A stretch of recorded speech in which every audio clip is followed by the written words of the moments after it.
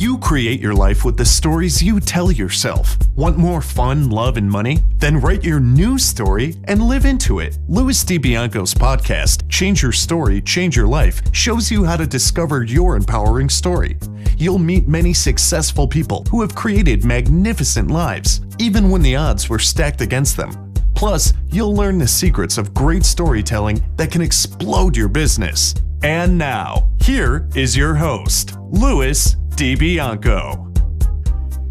Network marketing has been called a personal development program with a compensation plan attached. When you succeed in network marketing, you can earn more money than most people can even imagine. But your real success is not measured by money. Your real success is measured by the person you become. Hey, hello storytellers, and welcome to another episode of Change Your Story, Change Your Life. I'm your host, Louis Di Bianco. We're fortunate that our host, Audible, is enriching lives. They are offering you, our storytellers, a free audiobook download of your choice, plus a 1-month free trial of all of Audible's service.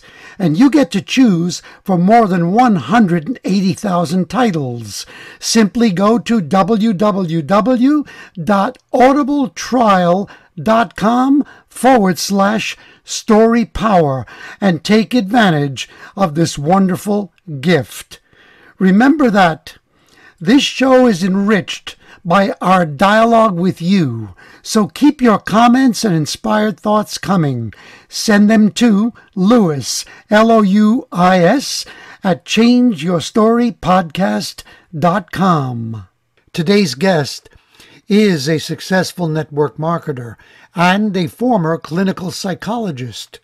Today, she teaches others how to succeed and grow by stepping into their personal power and leadership. She is a certified trainer with Jack Canfield, who wrote Chicken Soup for the Soul, also an elite coach with the John Maxwell team, and the author of the Amazon bestseller, Retire Your Husband. Denise Walsh will inspire you to elevate your game. Denise, welcome to Change Your Story, Change Your Life. Thank you. Thank you so much for having me today. Let's have some fun, Denise. So, where were you born? I was born and raised in Troy, Michigan, which is right outside Detroit. And what was that like? Well, good old Midwest. My mom was a stay-at-home mom. My dad was an accountant, and he worked in downtown Detroit. I think he probably had just a few jobs my growing up years. So pretty much he was a 9-to-5er. My mom was a stay-at-home mom, and I grew up as the oldest of 3 kids, active in sports, activities, clubs, and besides the few months of snow, we truly enjoyed where we were. I'm always interested in what people end up becoming passionate about, because very often it's not what they even dreamed of when they were young. So when you were a child, did you have a dream of what you wanted to be when you grew up? Even as a elementary schooler, I always had my eyes on helping other people. I remember whenever anybody would cry, or I would feel, I'd feel pulled to kind of help the flower or the wallflower, and I always felt drawn to those that didn't feel included. And for a while, that didn't really mean anything to what I wanted, didn't necessarily drive me in any sort of work profession, but it did plant the seed in my heart for having my eyes open to those who needed help. And when I was in college, I throughout my high school years, I spent a lot of time at camp. And so we'd go with my church to a camp every summer, and I would come back a changed person. We did mission trips, and we'd travel around and do paint houses and do yard work and do roofing and drywall and things. And I always came back different than when I left. And so when I was in college, I decided that, hey, when are you ever going to have 2 to 3 months where you can like decide what you want to do and travel and experience things? So I was actually a camp counselor throughout those years. And it was truly here where I not only became like changed my, like I transformed throughout those summers, but I got to see other people transform. And I decided to go into the field of psychology. Now, to answer your question, the people thing like kind of was aligned with me my whole life, but there was a season where I wanted to become a news anchor, and I wanted to speak like I think I kind of wanted to be like a Ryan Seacrest. Like I decided I didn't really want to do news. I just wanted to speak, and I just wanted to like hold a microphone. And that didn't last too long once I realized all the work journalism really was. Well, the profession you've chosen involves a lot of work, but yeah, in the profession you've chosen, you get to hold a microphone too. I know. It's really kind of come full circle. I'm like, oh, I was made for this. Yeah. Oh, yeah. And certainly if you have a calling to help and transform people, I mean, that's what the game is about, as we both know. Who would you say was the greatest influence on you when you were a child? Oh, I really felt safe around my youth group leaders. I really remember thinking things like, I don't need to come and confide in you about anything, but I remember feeling loved by the adults that were in my life, and they would just ask me questions and they'd want to get to know me, and I felt safe and secure there.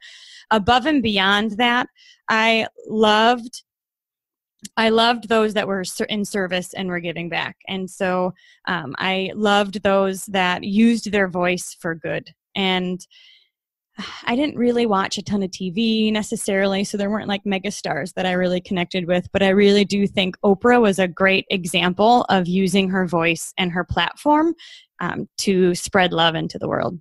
Mm-hmm. Absolutely. Now, you became a clinical psychologist, so you were in a field where you could help people. Mm-hmm. But did you experience something there that made you dissatisfied? Yes. So I did my camp experiences. The first few were at recreation experiences in Asheville, North Carolina, where we basically did manual labor. And it was really fun, but it was really hard. Like I carried shingles up the roof. I was like, they called me Diesel because I was, you just do what you do, right? And then the next 2 summers I worked in New York with foster care children. And so again, this was really like, I really developed a heart for adolescents and for kids. And so I went to Wheaton, which is right outside Chicago, got my master's, came back and got my first job. And I was so excited because I was ready to change the world. I was ready to like take all my skills and have at it and make the world a better place. And my first job was at I was a clinical psychologist at a community mental health. And I live in Grand Rapids, Michigan area right now. And so I was excited, right? I was really like passionate about what I was doing. And then I quickly realized that it was more about policy, paperwork, and procedure than it really was about people. And I went through what they call a quarter life crisis. I was in school for 6 years to do this, and I finally get my degree, and I finally get my first job, which we're like waiting for. And oh my gosh, I was working with people that didn't really want help in a system that couldn't really help them. And I remember these big dreams and these big goals and these big passions that I had just slowly started to shrink. And I started to settle. And I remember thinking things like, well, I guess this is just my lot in life. This is just my piece of the pie. But yet I knew there was more. Like I was restless for more, but I didn't really know what to do or how to get there. I love that story you just told, because I'm sure a lot of our listeners, a lot of us storytellers can relate. I certainly can relate. I, like you, I'm an entrepreneur and a creative person, and my background is in acting. I've taught acting in universities, but every one that I taught in, I found the same thing: bureaucracy, mediocrity, and all sorts of strange things that got in the way of the purity of the work. Mm-hmm. And so I thrive best when I'm not in an institutional setting, which sounds like you. And now we can explore the story about why network marketing, although it's connected to companies, is not anything like the corporate world or the corporate institution that basically kills dreams often. Mm-hmm. Yeah, So I became a robot, I was going through the motions, but I wasn't fully living or engaged in what I was doing at all. Yep, a lot of people can relate. So how did you transition from that into network marketing? Well, as you can imagine, I never had network marketing on my dream board. Heck, I didn't even know what a dream board was when I first started this industry. But what I did know is that I wanted something more, and I had a heart for people. My husband, on the other hand, he was an aerospace engineer. He worked for GE Aerospace. He helped build Boeing planes, and it sounds cool, but he basically lived in cubicle world. And he did have the entrepreneurial DNA. He was always looking for something. He would look at opening up a franchise or opening up a startup or a tutoring company. I mean, he was just kind of always looking for something and a way for him to own his own time and really have no glass ceiling when it comes to income. So he's had his eyes open for a while, and I was the naysayer wife that was like, whatever, honey, nice try, probably not going to work for us. And but when we found our company, we were actually in a small group with our friends at church, and they introduced us to the product first, and I got excited about that. I've always been interested in health and wellness. I've always been, marathon runner and working out and all of that, and so the idea of preventative nutrition aligned with me. And then my husband started to see the dollar signs. And he was like, a hot sizzle product that nobody knows about, we're in. And I became a customer, but we quickly upgraded to become distributors and haven't looked back since. So does he do this full time with you too now? He does, yeah. So we started when we were both working full time, but we did not have any kids. We worked our business up, and we were able to quit our JOBs in about 2.5, 3 years. And we've been full-time with our company for over 9 years now. So we've got 2 little boys who only know 2 work-from-home parents, and it's truly, truly been an amazing blessing. I know. For people who have families, it's fantastic because they actually get to watch their children grow up, and they get to participate and engage with that process. And I mean, you can't put a dollar sign on that. Now, did you at all resist network marketing at first? Well, I can tell you the first person that I talked to was my brother, who was in law school. Uh-oh.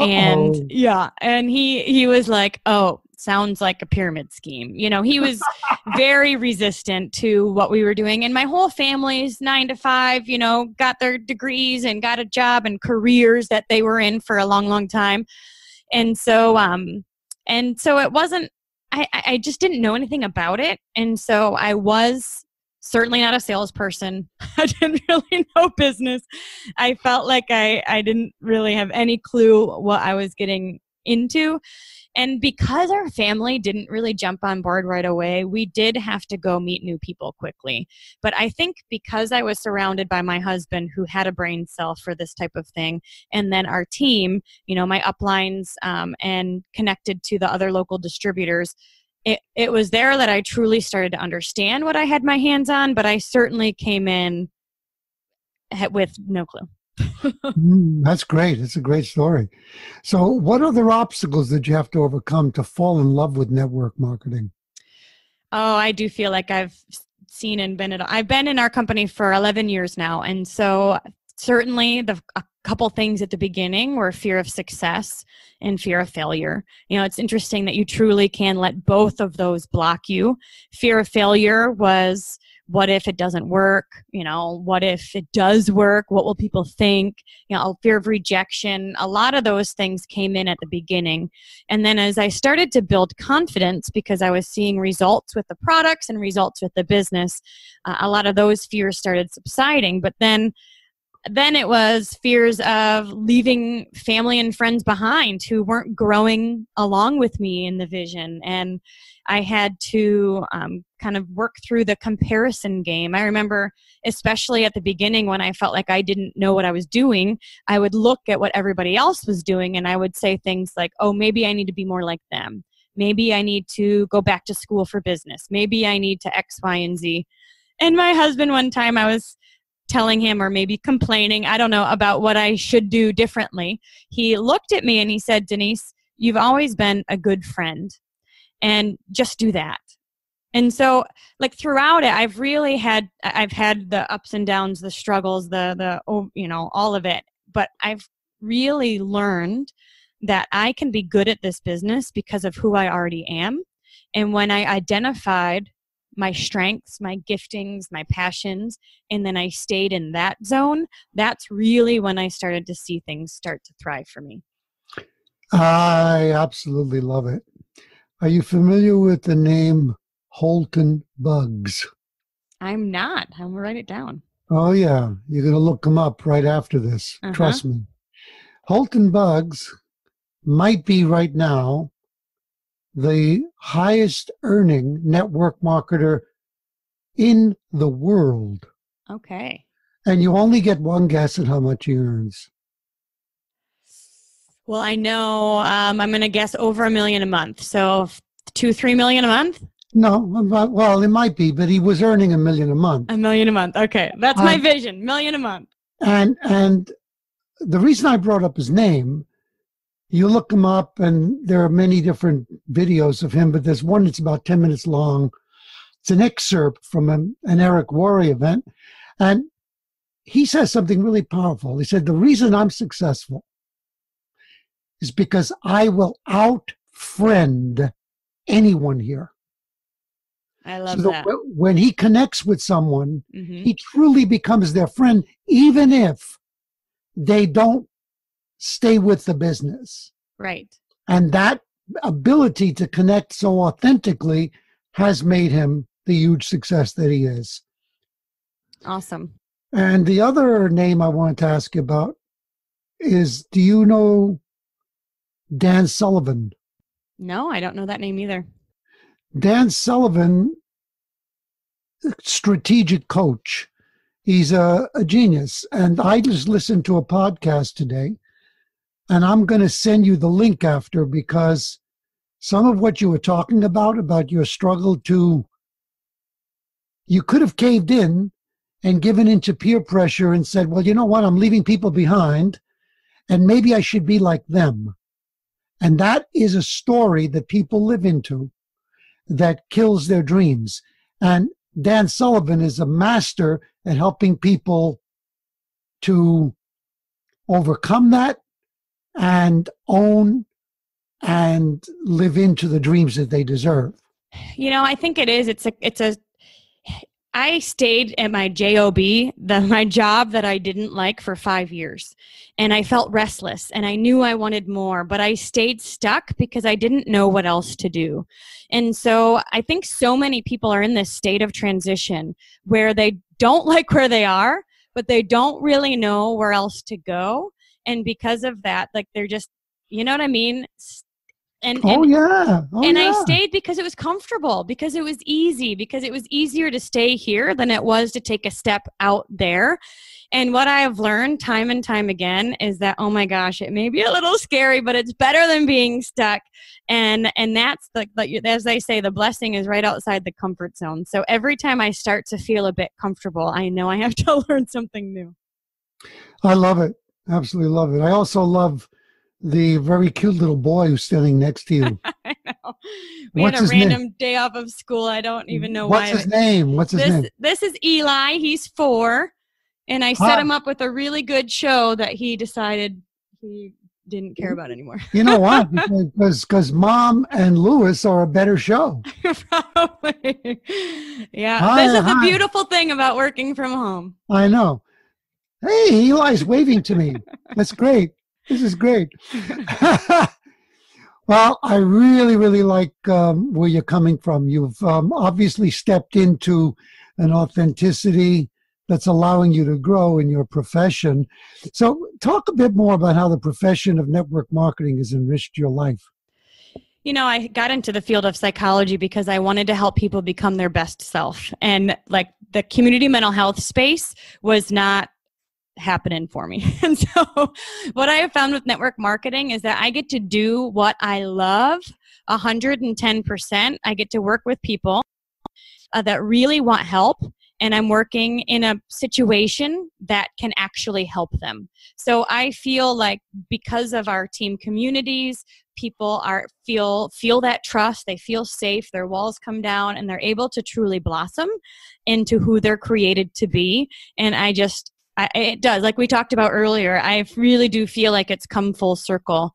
And I love that I have a space that will allow for people to dream, to become their best self, to practice, to fail forward, and they're surrounded by a community that loves them through it. Mm-hmm. Now, what role does storytelling play in your work today? People identify with people that they connect with. Like, success leaves clues, and I know that you can hear a million stories, but it's the one story that makes you go, oh my gosh, I can do this. And everybody's going to connect with different people. And so we are constantly sharing product testimonies, distributor testimonies, things where people can, the goal is to flip a switch, right? Where people say, oh my gosh, I can relate. I can relate. And I know for me, it was going to events and it was getting in front of people who were doing what I wanted to do to learn and build that confidence in myself. And so we're constantly telling our story, but then also teaching our team to tell their stories as well, and to share a lot of them, not just our own, but like a lot of different stories, because you never know what we're going to connect with. I heard a quote recently that I really loved. It says, you cannot be what you cannot see. So hearing different types of stories, and no matter, whatever it is, once you hear it and you see that someone has experienced success, it really can flip that switch for you to say, I can do it too. Absolutely. And stories are the powerful vehicles for tapping into our deeper emotions and for touching other people's emotions. You can't do that with facts. Right. Joe Polish, head of the Genius Network, he says, sales is influence, marketing is storytelling. And he means that in an authentic way. He doesn't mean telling slick stories that seduce people, but telling authentic stories that make people feel the value that they have in themselves and in the things that you can offer them as well. Did you know that they did a scientific study? And I always forget which side. I think the right side of the brain is the creative and the left side is the analytical. Yeah. They did a study where they were presenting information to people, just giving them data. And what they've noticed is that the right side of the brain actually went to sleep. Oh, interesting. Then, when they started communicating the same information with a story, the right side of the brain completely woke up and the left side of the brain completely engaged with it. Mm-hmm. So the whole person was involved in receiving it. And that's why people remember stories, they're moved by stories, and you can affect major positive change by using authentic stories. One of the things I did to develop my speaking when I decided that was a skill I wanted to learn, I did Toastmasters for a year. And one of the skills they teach there is exactly that, storytelling, taking people on a journey, because we all think in pictures in our mind, and it makes it extremely memorable when you can connect that picture to an emotion, because not only are they gonna, they're gonna feel something, they're gonna see something, and then they'll remember it too. Yeah, absolutely. I mean, this is the reason my podcast exists. Mm-hmm. Now, I love something that you have said that jealousy motivates people to achieve success. Can you talk about that? Well, what I've learned is that jealousy is just a cue. I mean, jealousy is a kind of a connection with a comparison game, right? It's very easy to look at others and say, oh my goodness, do I need to change? It's also easy to look at others and say, oh my goodness, why are they X, Y, and Z? You know, they need to, you know, they're better than me or whatever. And what I've learned through the years is that whenever I'm feeling like that, and so this is what I coach my team as well, if they're feeling jealous about somebody else, it truly means that the other person is making something a priority that I'm not. So if I'm jealous about somebody's physique, let's say, then they're making their nutrition a priority and I'm not. If I'm jealous from somebody about somebody's success in business, well, they're probably making the business more of a priority than I am. And so what I've learned is to kind of take those emotional cues that I'm experiencing and saying, okay, why am I thinking this way? Why am I experiencing this? And what can I do about it? In fact, it's why I started my podcast, because I've been thinking about it for years. You know, I've got 15 years of coaching, training, leading, developing teams, communities, like all of this stuff in my head. and for years I was thinking I wanted to start a podcast. And then my friend started one. And I immediately felt like, what the heck?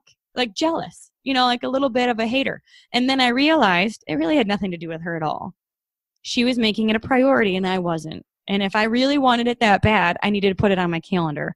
So this past January, I launched the Dreamcast, and I'm loving it. It's been a super fun project to me, and it's one of those things like you know you're supposed to do it. So I just feel so fulfilled. But I think that jealousy was a kick in the pants, and it spurred me to action. Wonderful, great self-awareness, great clarity. Who are your guests on Dreamcast? What kind of people? You know, I'm really interested in the transition, like the space where people are when they want to do something new, maybe their first year in the business, or, I mean, I just actually interviewed William Hung this afternoon, and he was the one that did She Bangs on American Idol. Years ago. He's known for his failed attempt, and he talks a bit about how he didn't like where he was, and he was he used courage to step outside. So a lot of entrepreneurial stories, success stories, the journeys, the ups and downs along the way, but there's some marketing ideas and marketing tips and stuff thrown throughout. And then I do have some solo episodes as well, including, you know, things about the science of gratitude and, you know, just the steps to truly deciding what you want and creating your own dream life. You're going to love Dan Sullivan. Awesome. Trust me. The more you talk, the more I realize you're going to love him. How can someone free themselves from feelings of guilt and regret? Ooh, you know, from my psych days, these and coaching for 10 years, right? All of our distributors and working with people, there's so much baggage and emotional negativity that we hang on to, including guilt, resentment, regret. You know, I wish I would have, I can't believe, you know, all of those negative energies that we hang on to. And so when I'm working with somebody, a lot of times if they keep coming back to the I'm not good enough, could be better, what, you know, those thought patterns, then I'll ask them about a time when they specifically remember experiencing that. Like, what is this guilt really about? What is this regret or resentment really about? And we'll work through it a little bit.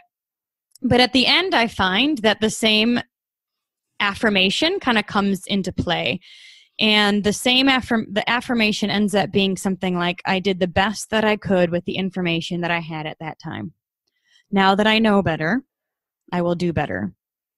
And so working through those emotions and giving ourselves grace, making amends if we need to. If we need to say we're sorry, then we do that. But yet we give ourselves some grace and freedom to truly move on. And I did the best that I can with the information that I had. And now that I know better, I will do better. And our eyes are focused forward. Love it. Do you think mindset's more important than skill to achieve success? I do. I absolutely do. I like to say 80% is mindset, 20% is skill. You know, a lot of things on the what to do and what to say can be learned. It all can be learned. Mindset is going to be what gets you up in the morning and propels you to take more action than the next person. Oh, yeah, I agree. I tell people in network marketing that they can probably learn, I can teach them the skills in about a week. The skills. I mean, of course, they have to practice them, but it's not rocket science. But what's going to determine their success is the mindset. Because they can be masters at the skills. If the mindset is negative, forget it. Exactly. I mean, there's books now about money mindset and really up-leveling your view of money and you're impacting your relationship with money. And I think a lot of times when people hit a plateau in their business, they've got to break through their own personal glass ceiling again and just be more open and aware and allow more to happen and come into their lives. And we do self-sabotage ourselves a lot with just the way we think and the expectations we put on ourselves. Totally agree. And I believe that we are, as a culture, more confused about money than we are about sex. And as a culture, we're pretty damn confused about sex. And I was just having a conversation with another person I interviewed, and he said, it's interesting how two couples can go to dinner, and over dinner, they might be able to comfortably discuss sex and even politics, but they're very rarely going to talk personally about their own money. Yeah, how much, and it's a very, very, we do need to work out our story around money because it's powerful, more powerful than, I love it when people say to me, oh, money's not important. I say, oh, okay. I think it's right up there with oxygen, but, if you feel that, be my guest. How do you define leadership? Leadership was something I grew into because I came from like a service-based industry and my goal was to love others, right? I really had to grow in my own leadership skin, which meant making decisions and creating clarity for people. A lot of times I think leadership is just the clearest person in the room. And so when I grew in my confidence and I was able to say, this is what you need to do to experience success, people started following and people started identifying me as a leader. And at first, this is interesting, at first I figured out what worked for me. And then I would tell everybody to do the same thing I was doing. And that was fine. And that did work. But what I realized over time is that leadership is not just saying, do this, follow me. Leadership is really helping other people to identify their strengths and come into their own space of leadership, because not everybody wants to hold a microphone like I do. Not everybody is as interested in doing team calls or being on stage or doing all the things that I was really excited about. And so I learned that part of my job was to get to know them, help them figure out their strength, whether it was they love the products, whether they love community, whether they love the details and the numbers, whether they love to help people, and then give them a job within the team where they can thrive. So some people are product experts and they do team calls with us and they're like the product gurus of the team. And then some people are always the one at registration and that's where they thrive, at our meetings. And some people love compliance and God bless them because they like talk all about that. And so we were able to figure out what their strengths are and then give them a space where they can thrive. And I feel like that has created multiplication even more than the duplication of me saying, go do this. You know what I mean? That's powerful. It's very powerful. It's I agree. I think that's the ultimate aim. It should be for great leadership. That's just wonderful. Now, what is the relationship in your mind between spirituality and science? Yeah, this has been such a really cool topic for me to learn about over the past few years. And I grew up in a Methodist church back in Troy, Michigan. I grew up, active in our youth group and doing service projects and reading the Bible and things like that. But 3 years ago, I was introduced to a neuroscientist named Dr. Caroline Leaf. And she is a brain scientist and does all of these research would be the word, not experiments, research, where she will, put electrodes on your brain and test brain waves and things. And what she has discovered is, it comes back full circle again with the psychology, is that the way we think physically changes the way our brain is structured. So, or, if you have love thoughts and positive thinking, right? Your brain is like a willow tree. It has really active neurons. It's growing, it's thriving. And then if you think negative fear-based thoughts, the neurons start to die and it's like a cactus in there. And like you can physically see a difference in your brain based on your thought patterns. And when I was learning some of these neuroscience and then quantum physics stuff, I realized that's what Jesus taught in the Bible. Take your thoughts captive, and the power is in the tongue, and all of these things that Jesus said that are scriptural are now being confirmed through science. And it was like mind-blowing to me, because I really realized that it's not just psychology fluffy stuff. I've learned cognitive behavioral therapy and I taught that to people for years, but it made it much deeper to realize that it was connected in science, and Jesus taught us about this whole time. Yeah, no, I love what you just said. If I may share with you, I was brought up in Catholicism, an old school Catholicism that gave me a very bad taste. And I rebelled really, really strongly. And for years, I thought that the whole concept of prayer was ridiculous. I said, who in their right modern mind would believe in this? Mm-hmm. Hocus pocus. But I, too, have been exploring spirituality as opposed to dogmatic religion, mm-hmm. and also science, and especially quantum physics. And when you think about prayer as an emanation of energy, thought energy mm-hmm. into the world, that, we talk about the law of attraction. Well, there's a scientific backing to that we're channeling a focused, intense thought that attracts. It's like the frequency wave of a radio station. And if you tune into that frequency wave, you're going to pick it up. And now if I look at prayer like that, it makes total sense to me. Did you, by the way, do you know a book named Sacred Commerce? Sacred Commerce. Nope. You might love it because it's spirituality and business. Now, I'm going to read you a quote, and you can take a guess at who said it. Physics extends beyond what is scientifically known today. The future will show that what we now call occult or the supernatural is based on a science not yet developed, but whose first instance steps are being taken as we speak. Do you know who said that? I don't. Who said it? Nikola Tesla. Oh my good. Yep. Not surprising. Isn't that interesting? Yeah. Love it. Absolutely love it.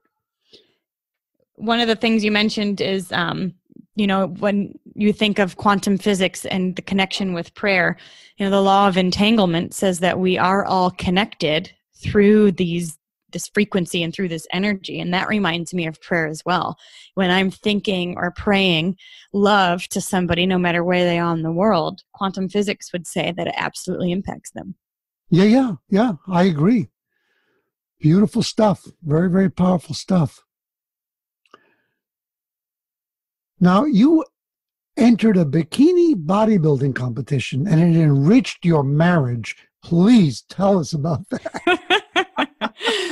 Well, we hit the top of our company in 2015, and I think there was a little part of me that was like, what's next? And so, throughout the last Brandon and I have been married since 2005. So what is that? 13 years, 14 years. And we've had our ups and downs. And we have had 2 kids. We've been running $1 million business. We're, hustling, right? And so we were at a season in our marriage where we were just, not as connected, I guess I would say. We were just not on the same wavelength. We weren't, like, we would disagree on how we spent time and spent resources and things. And because we had 2 small kids at home, fitness had taken a back seat for me. And because I didn't want to, I was kind of walking on eggshells and I didn't want to rock the waves or whatever, I just let that happen. I said, I'm just going to take care of the kids and I won't, we just were not in a connected space. So I decided I need to do something. And this is a lot of where learning about quantum physics and creating my own breakthroughs and things like that really connected with me, because I created a war room in a closet down in my basement. And it was a walk-in closet that nobody uses. And I would go down in there and I would journal and I would pray and I would just meditate and just have this space where I was like, I'm not going to focus on him changing or getting better. I'm going to focus on me healing and feeling whole again myself. And it was in this space that I was like, I'm going to do something different. Like, if I want something different, I have to do something different. And I am going to get fitness back on my radar, because with 2 small kids, it just wasn't. And so I started asking around and who could help me, who's a coach. And, I always say, once you decide what you want, the how will show up. So I decided I wanted to get back in the fitness game. And I started asking around. Well, one of my friends just happened to do she was doing a bikini show, and she called me the week before of her show, and we met up. And I decided, all right, this is my how. So I decided to sign up for this bikini competition, which put me on 6 months of a strict meal plan.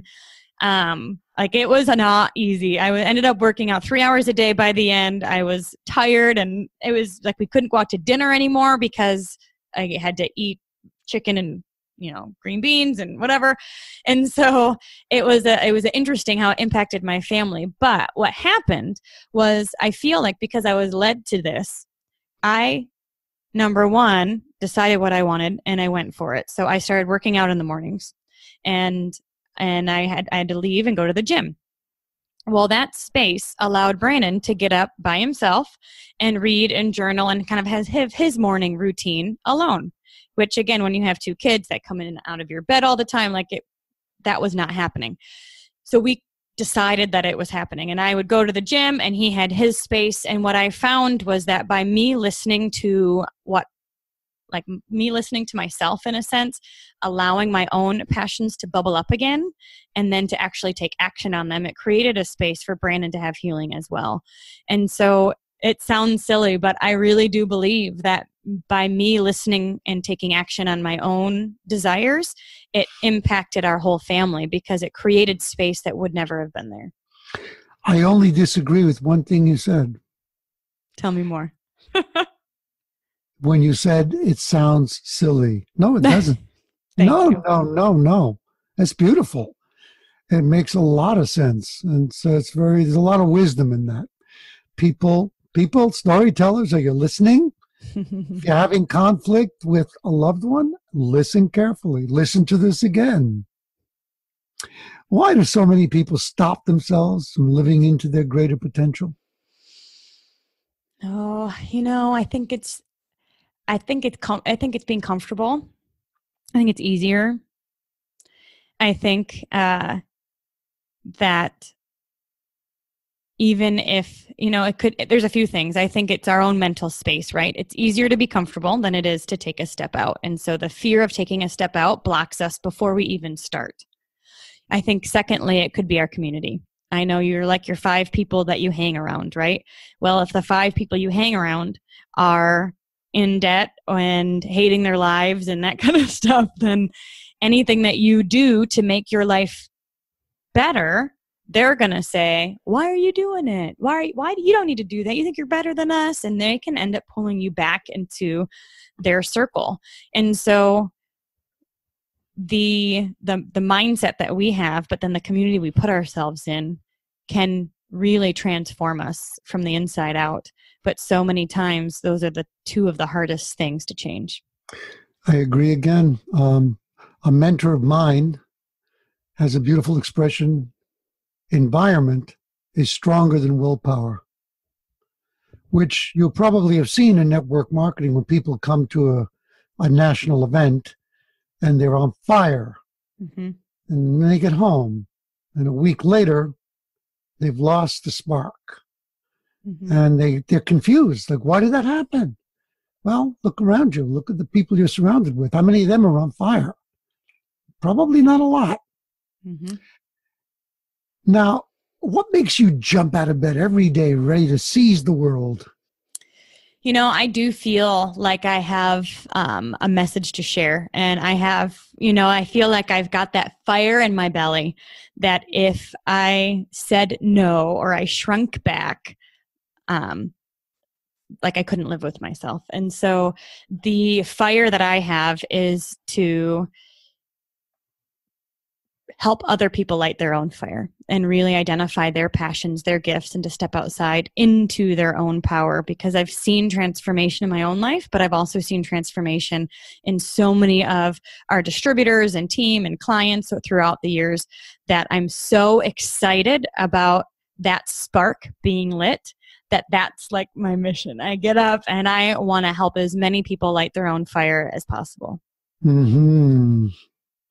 And if you could change only one thing in the world, wave your magic wand and change it, what would that thing be? Only one. One thing in the world. You know, I think I would love acceptance.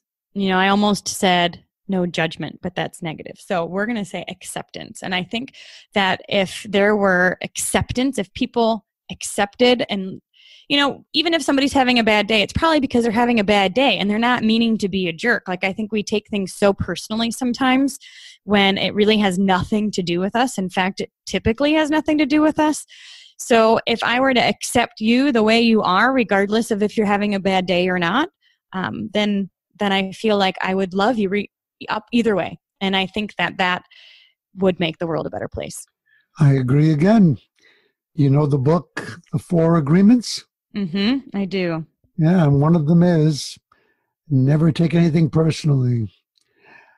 And where do you envision yourself in 5 years, Denise? So I'm really excited about the next 5 years because I've started the podcast this year. I have now, created a workbook as well that's coming out in the next 6 weeks, and it's called the Dream Life Workbook. And basically it's step-by-step process on letting go of guilt, resentment. There's prayer, meditation, and combined with the science and the scripture, deciding what you want, letting go of all of the stuff that's holding us back, getting clear, and then creating your life purpose, deciding which area of life you want to work on first, and creating a clear goal, connecting affirmations and visualizations, and then creating your action plan next to it. And so I'm excited to use this as a way to really unlock the potential in so many people. And so the next 5 years, I see myself doing a TED Talk. I am going to be traveling and speaking and doing workshops and just really using this material to light that fire, to unlock the potential in people. And I'm so excited for what it's done for myself and for others, and to have a tangible way to get it out there is really fun. You know what I want to say? You can't fake what you have. Thank you. And no, really, one of the wonderful things about things you're saying, the things themselves, but it's the energy behind them, because it's authentic. You can feel it's from the heart. It's very, very powerful. I'm sure you will do all these things. Do you invest in money and time in personal development? Yes. So I was listening to a training one time, and they said you should give a percentage of your income back into personal development. And I've always read books and I've always listened to podcasts and I've always, consumed things. But I thought, I need to do more than just read a book. We were top income earners. I was like, all right, if a portion of our income is going towards personal development, it's got to be more than books and tapes. And so I decided to, again, this is one of those things where I decided, all right, I'm going to do an experiential learning. And I looked at Tony Robbins and John Maxwell and all of these gurus out there. And I just landed on the success principles with Jack Canfield. And I became a train the trainer with that team for a few reasons. Number one, I read the success principles and it changed my life. One of the things that they teach is to act as if. And so we did this as a team and it was so fun. So what we did, it's called a come as you will be party.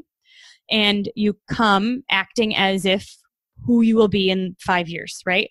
And so we did this. We did webinars and trained the people, our team, how do you do 30 things you want to be, do, and have? And what do you want your life to look like? What's your ideal day? We did all these exercises to help prepare people. And then we came to the event dressed up like we would in the year 2025. We did 10 years out. This was back in 2015, and we've done a few since then.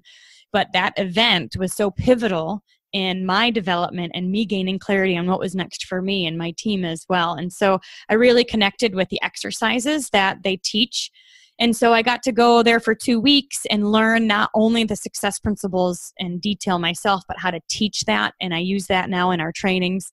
And I got to speak in front of Jack Canfield and do my thing. And it was just really, really fun. So yeah, now I'm a train the trainer. And then I also did connect this past year with John Maxwell, and he did something for network marketers. And so I went down there and spent some time with them. And now we have a bi-monthly call where we get on with John and are able to ask him personal questions on how to raise our own leadership level and those of our team. And that's been really remarkable as well.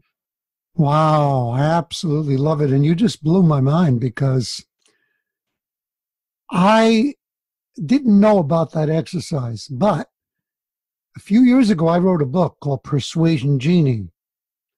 And my background is from the world of acting. And the main principle in acting, one of the foundational principles, is you behave as if. They call it the magic as if. And in that book, I created an exercise, which is the exercise you just described. That's awesome. I said, you guys, if you're network marketers, I was talking to network marketers, I said, get your team to come to a party and they have to be dressed as if they were already that success that they envisioned, and they have to behave that way the whole night. In other words, you're stepping into a character. And that's what it is. So this is just fantastic. It's just such a confirmation for me. I saw that you wrote down Persuasion Genie. It's great, but you won't find it anywhere because I didn't put it on Amazon or anything. I have it as a PDF somewhere. Oh. I can get you some of it if you'd like. Yeah, I would love that. And wow, this is really exciting to hear. Do you have a favorite book? I do. I have a lot of favorite books, but I narrowed it down. My favorite book that I always come back to is The Compound Effect by Darren Hardy, because I think sometimes we think that it has to be a big movements or big steps in order to get anywhere, but it truly is the small 1% change that can make a difference. And that's what creates momentum. So I come back to that. Now I do have one more audio one. Sure. What is it? So during our run to the top of the company, I listened to The Strangest Secret by Earl Nightingale every single day. Yeah. So The Strangest Secret's free on YouTube. It's 30 minutes. It's from the 50s, but it is relatable today. And so I listen to that every single day during our promotion months. And anytime I'm having a funk, I go back to that. And anytime somebody messages me and they're in a funk, I say, listen to this and tell me what you think. That is one of the seminal works of personal development. With that wonderful voice that Earl Nightingale had. He sounded like the voice of God. Yeah. It's like, I love it. What about a favorite quote? My favorite quote right now, and I do think this changes based on kind of the season I'm in, but I love, because I'm so interested in the neuroscience and quantum physics and all of this, like this quote is something that I actually had on my wall 15, 20 years ago, but it means something even deeper to me now. And it says, watch your thoughts, they become words. Watch your words, they become actions. Watch your actions, they become habits. Watch your habits, they become character. Watch your character, it becomes your destiny. And learning what I have learned recently about the power of thoughts, and really understanding that the thoughts absolutely impact your destiny, this quote to me means something even deeper than it did before. And do you know who said it? Well, there's a lot of I can't say it, is what it's pulling up, but I know there's like Gandhi is also quoted here. So there's a couple that pull up for me. Yeah, I've heard it and I love it too. It's very, very powerful. It's very, very true. When I studied with T. Harv Eker, I mean, his version of it was this formula, TFAR, T-F-A-R. Thoughts lead to feelings, lead to action, lead to results. Mm-hmm. And it's another way of saying what you just said. Mm-hmm. Now, how can people contact you, Denise? Well, I am on Facebook, Denise Heffron Walsh, W-A-L-S-H. I am on Instagram, the Denise Walsh. And I do have a website, denisewalsh.com. So if you go to the website, we actually have a little pop-up.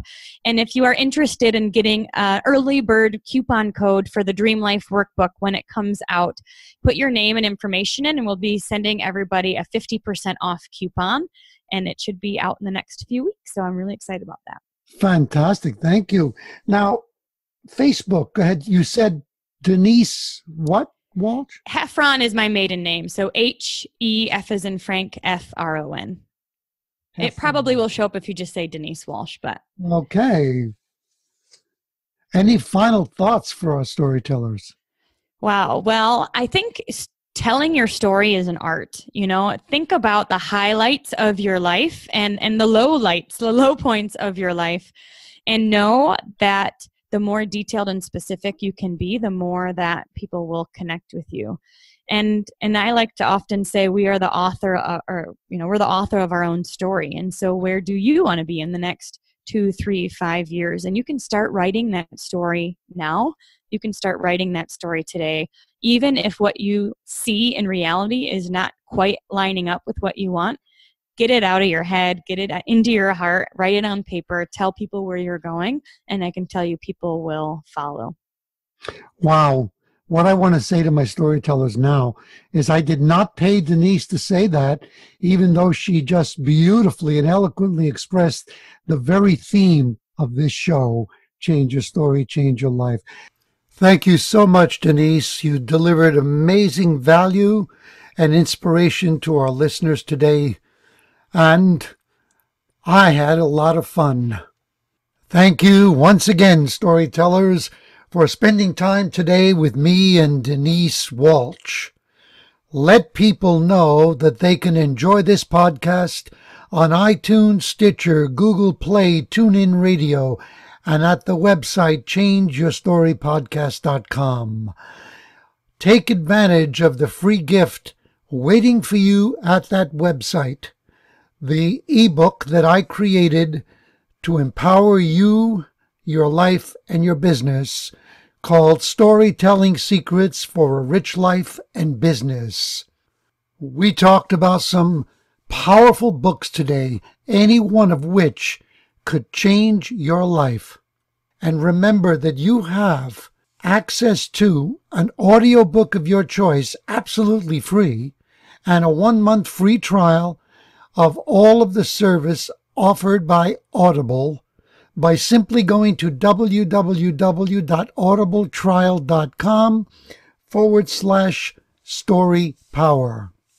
Your ability to tell stories well gives you the power to impact lives, build great, meaningful relationships, and create wealth. What would you like to learn that will help you to become a more confident and effective storyteller. Send your questions to lousclub@gmail.com. That's lousclub@gmail.com.